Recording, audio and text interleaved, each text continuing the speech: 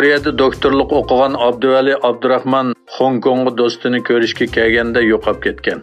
U oxirgi qatim 10 may do'stiga uchrayotib, o'zining Hong Kongga ketgandan keyin aeroportda soqchilarning so'roq qilishiga uchirganligini aytgan.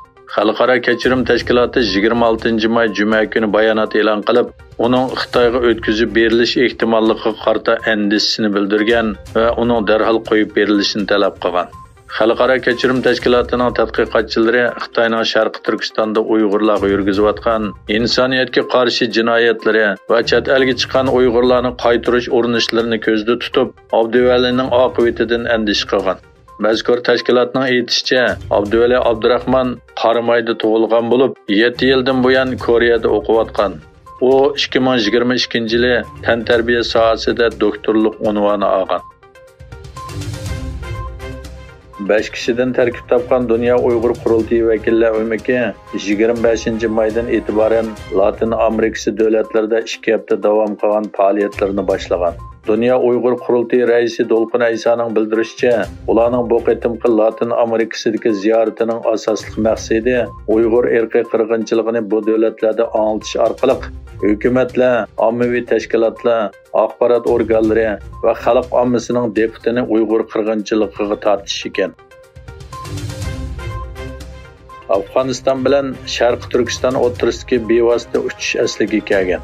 Egilinishcha, Xitoy virusi sababidan Afg'oniston bilan Urumchi orasidagi bevosita uchish 2020-yilning 5-ida to'xtatilgan bo'lib, Ariana Aviasiya shirkatining Kabuldan Urumchiga uchadigan haftalik navbatchi aeroplani 24 maydan boshlab normal holatga kelgan.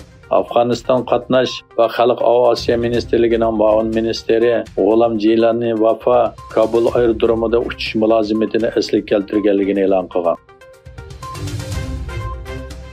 G'arb axborot organlari va Amerika yumshoq detal magnati Microsoft shirkati 24 may Xitoy qo'llagan xakerlar guruhining Amerikadagi Telegrafdan tortib qatnashqichi bo'lgan halqaliq ul aslaha to'g'riga keng ko'lamda hujum qilganligini bildirgan. Microsoft shirkati e'lon qilgan dokladda Amerikaning muhim harbiy bazasi, shundaqla strategik ahamiyatga ega Guam harbiy bazasining Xitoyning to'g'ri hujumiga uchirganligi hamda bu hujumlarni rad qilish qiyinligi to'xtaganligini bildirgan. Amerika Savdo vakili Katrin Tay Osiyo Tinch okean iqtisodiy hamkorlik savdo ministrlari yig'inining bir qismi sifatida Xitoy savdo ministri Wang Wintao bilan ko'rishgan.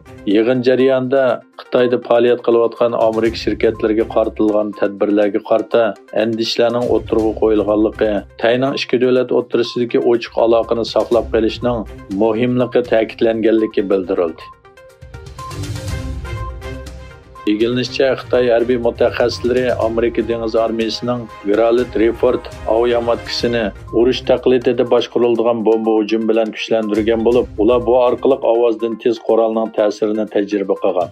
Janubiy Xitoy atiganlik pochta gazetining xabariga qaraganda, sinoq va o'lchash texnikasi jurnalda e'lon qilingan urush taqlid qilish usuli Amerika aviamatkisining Xitoyning ogohlantirishiga qaramasdan Janubiy dengizdagi Beijing egalik huquq talab qilgan bir orolga yaqinlashgan ssenariyni asos qilgan.